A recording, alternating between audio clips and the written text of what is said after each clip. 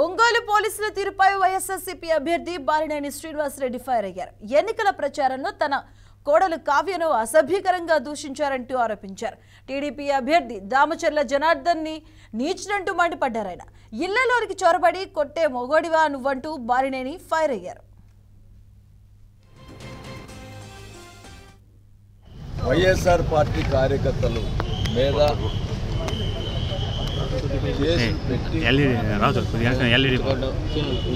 మరి టీడీపీ వాళ్ళ మీద కూడా కేసులు పెట్టారు అని చెప్పారు. అటు పెట్టారు ఇటు పెట్టారు, గందరగోళం చేసి నాకు ఇన్ఫర్మేషన్ రాగానే కేసు పెట్టారు. ఆ కేసులో నేను కూడా నా పేరు కూడా ఉంది. సో వాళ్ళందరూ కూడా పెట్టినారు కదా, నన్ను కూడా అరెస్ట్ చేయండి అని చెప్పాను.